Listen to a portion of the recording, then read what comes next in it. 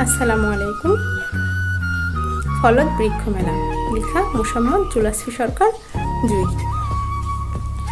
ফলদ বৃক্ষ মেলা আনন্দের এক ধারা, ফুল ফলের রঙিন হাসি পাখিদের দেয় সাড়া। আম, কাঁঠাল, লিচু, পেয়ারা, কত রঙের ফল, সবুজের হাসি দেখে আসি সবাই মেলায় চল।